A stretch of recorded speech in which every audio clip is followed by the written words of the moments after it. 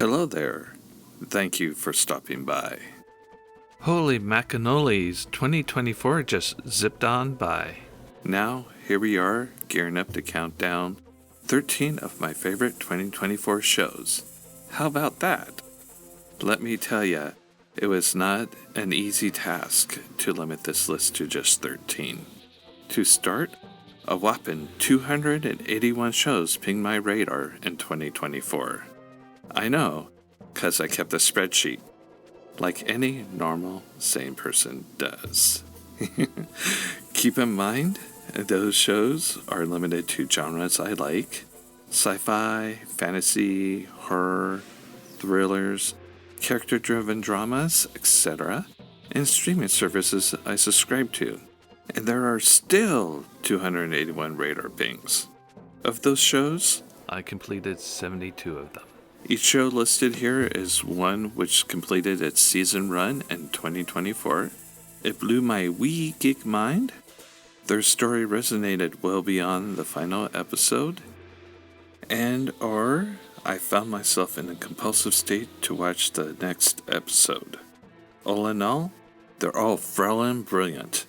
True faves. Enough rambling, let's get on with the countdown already. No one wants you. You're a sinner.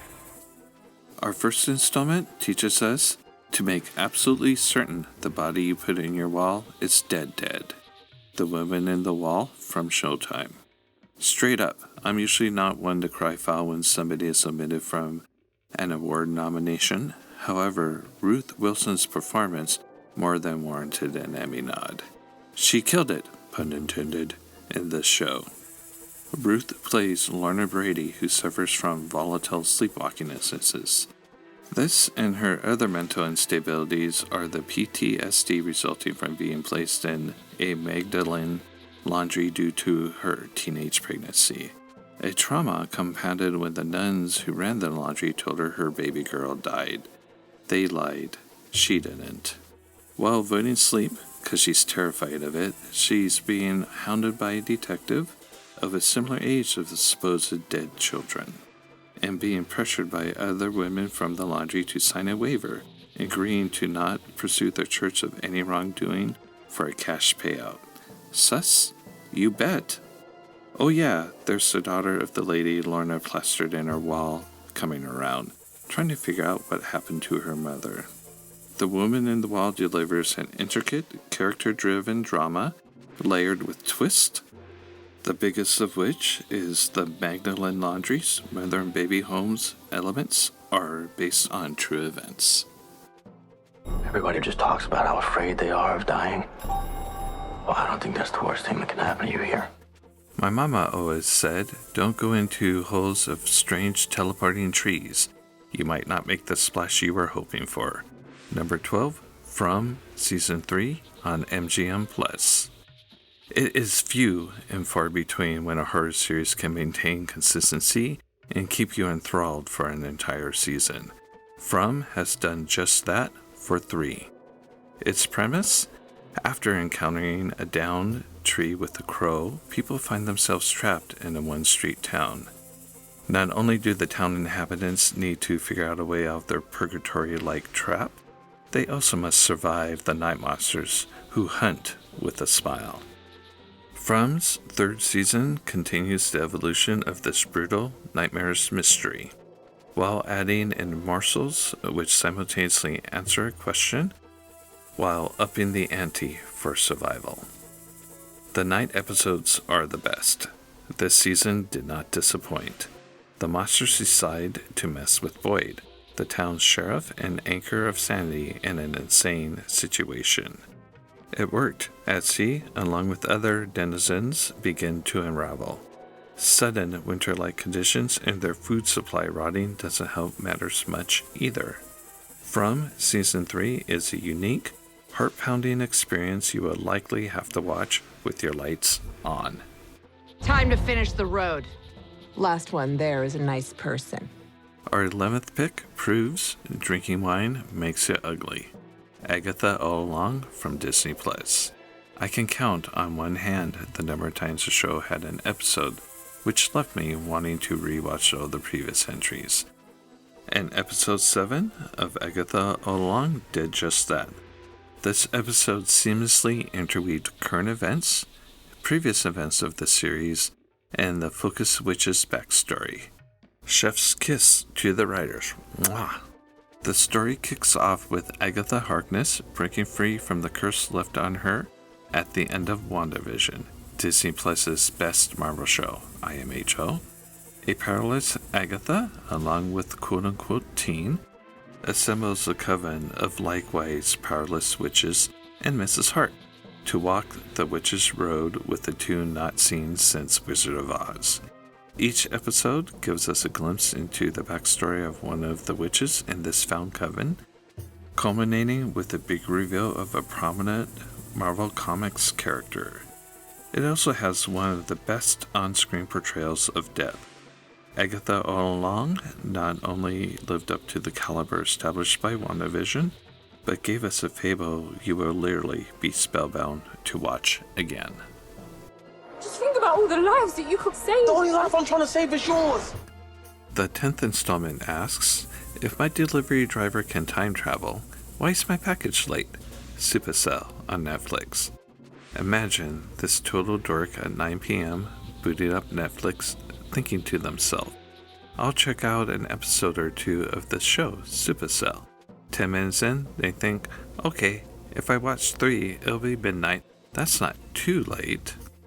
When this dork resurfaced back into reality, it was 3 a.m. All 6 episodes binged in one sitting.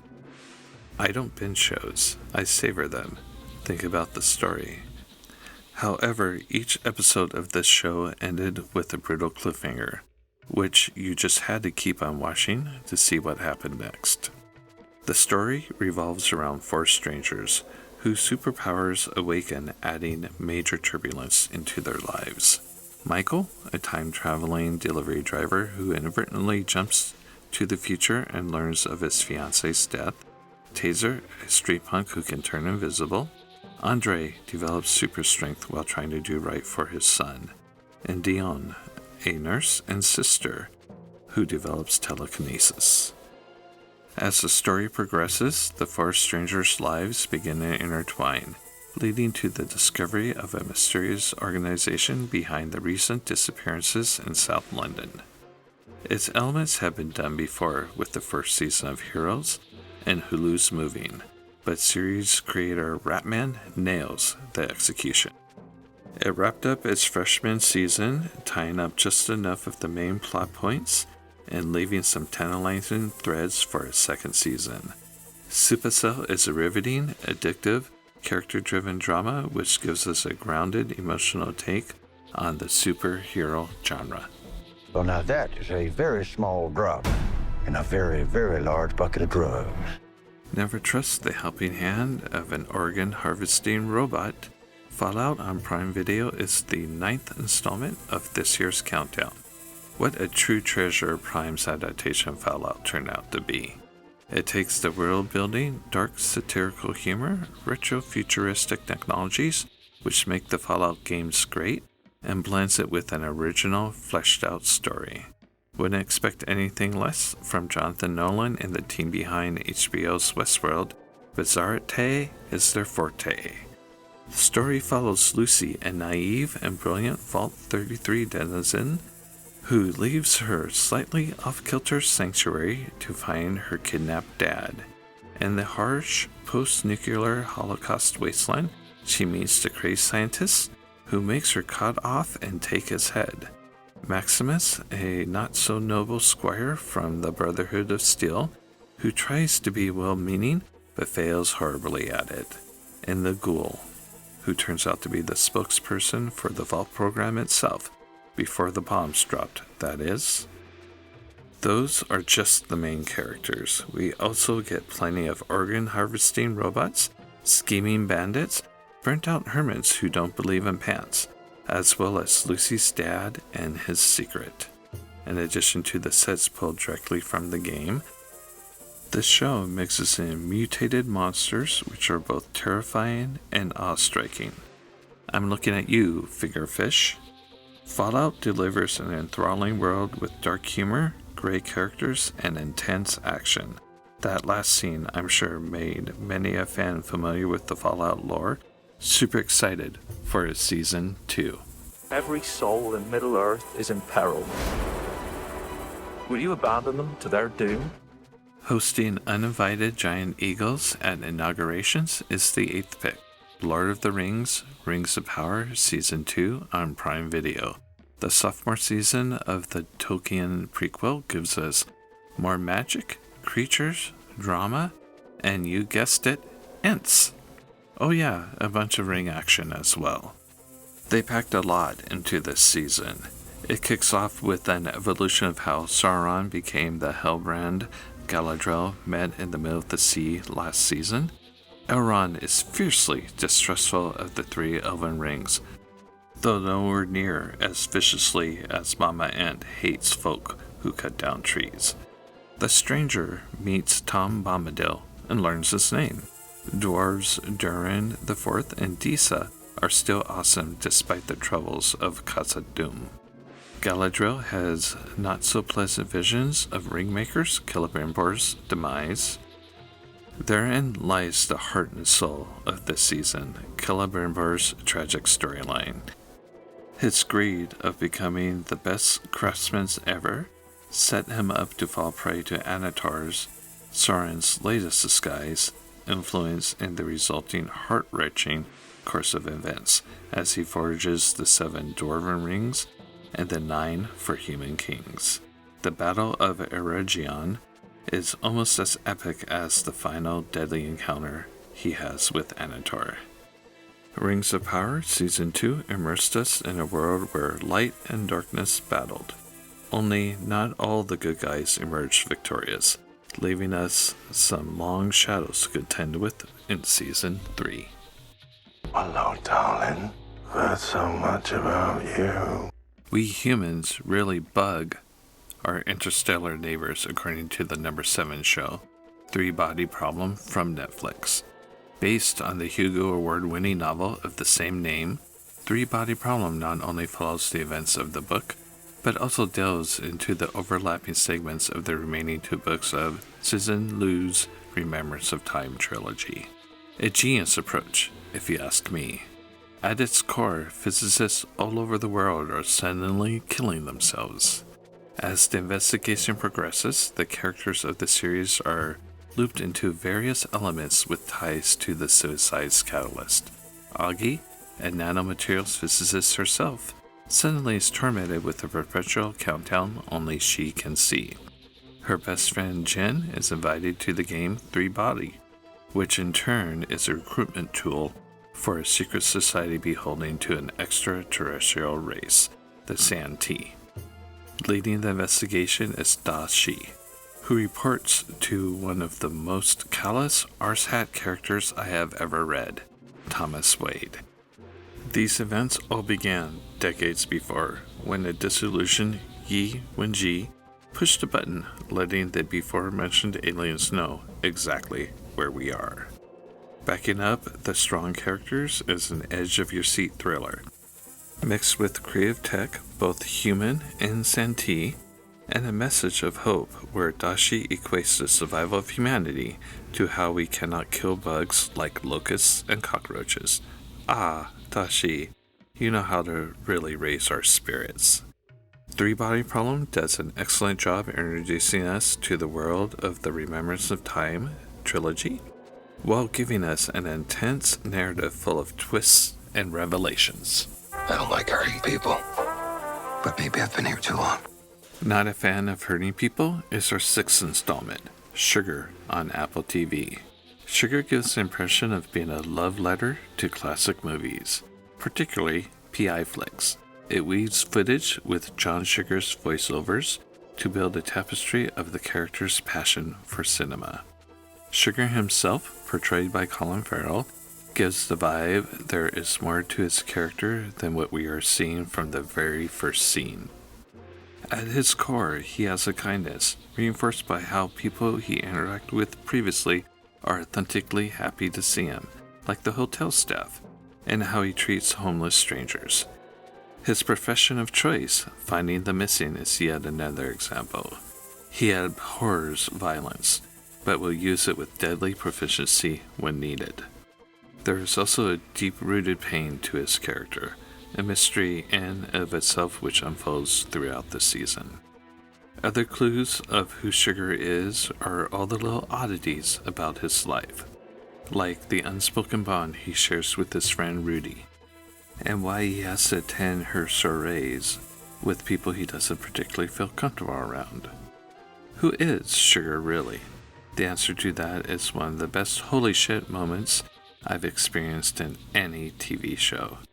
Sugar guises itself as a PI trying to find a missing girl drama, an amazing one at that.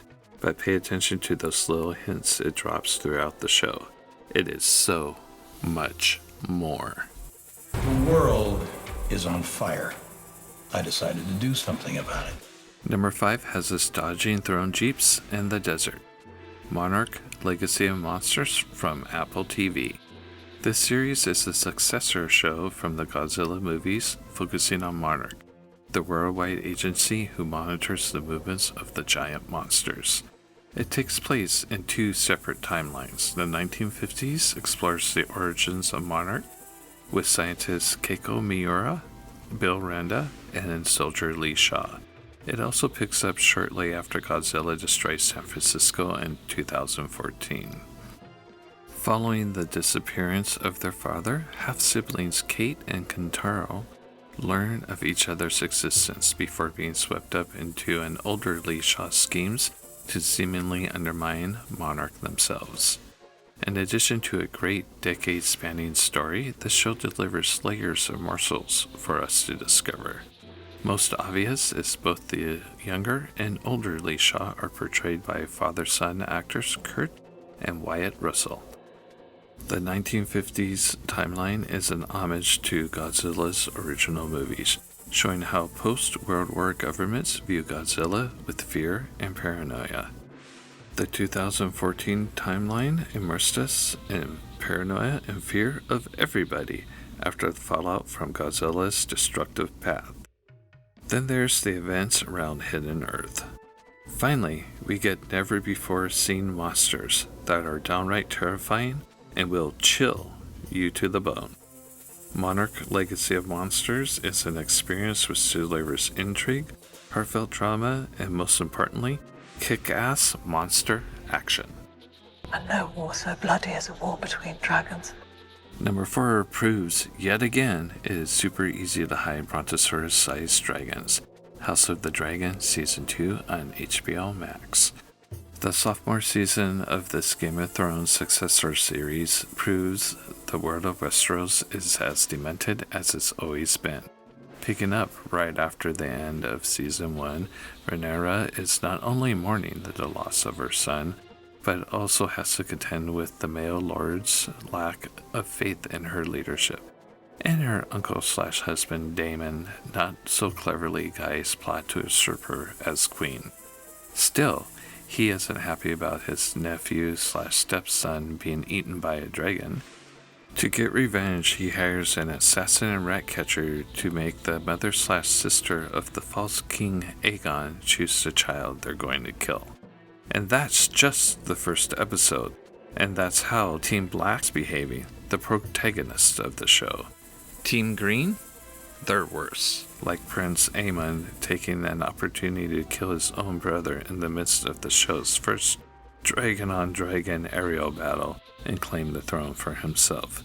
The season progresses masterfully by building tension, fleshing out characters' arcs from the first season, and introduces us to a number of new players. Some quickly find themselves sitting on some pretty powerful seats. Oh yeah, this season has a lot of dragons, and does show off their magnificent beauty and ferocity. House of the Dragon exceeds the bar of quality set by its predecessor Game of Thrones in story intensity, political scheming, and splendid dragon action. But if you crush the masses, who builds your monuments? Be wary of flying carnivore sheep who shoot lasers from their eyes. The Boys Season 4 from Prime Video is the number 3 pick. Under the cover of crude imagery, blatant gore, callous characters is a brilliant fleshed out story. A prominent feature in The Boys creator Garth Ennis' comics.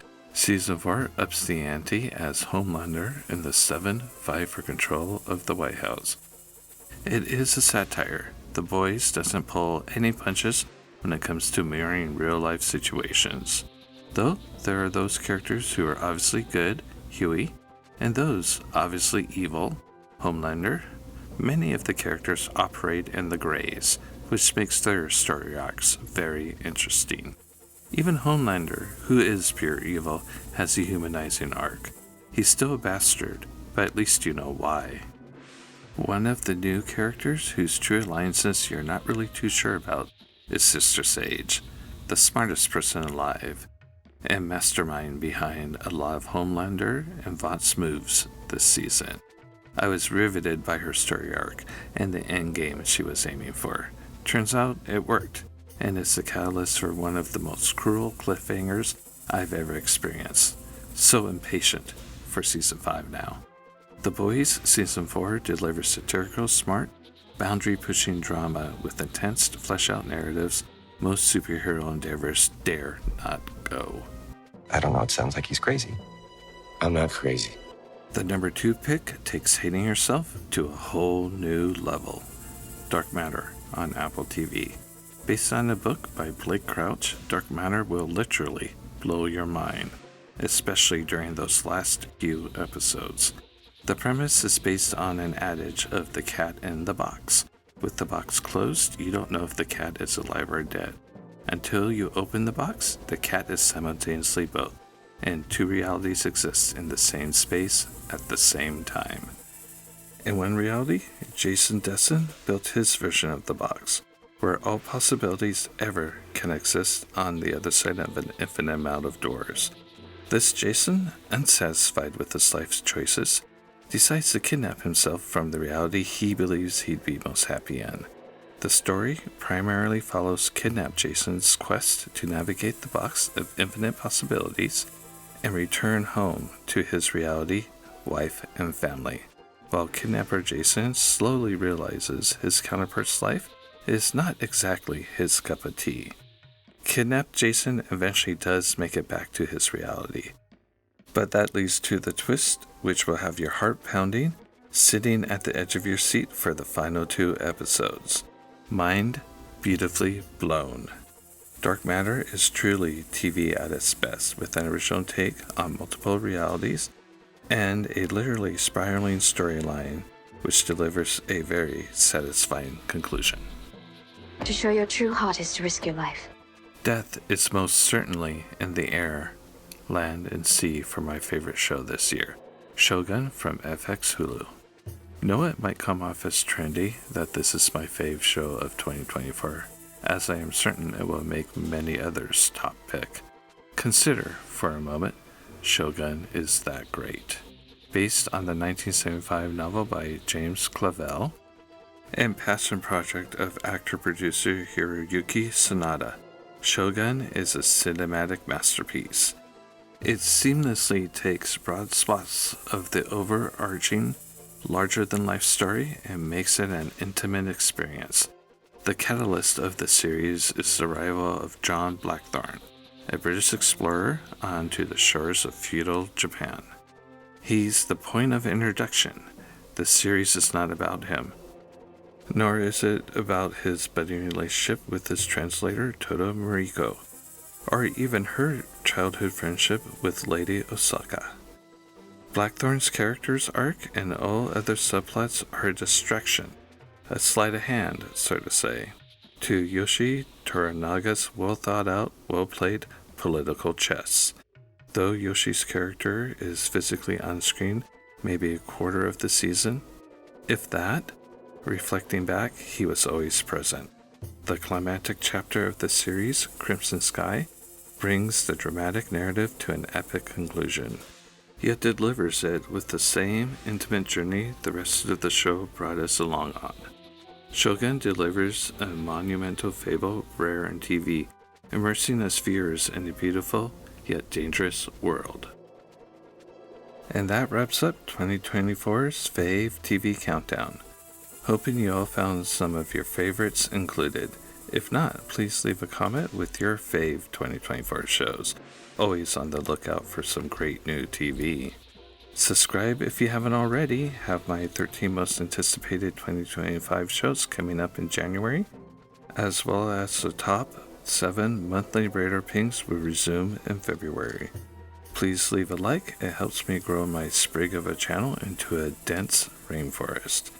Thanks again for stopping by. Going to leave you with a list of honorable mentions. The short list of shows which could have made this year's list if I didn't limit myself to a mere 13. Cheers!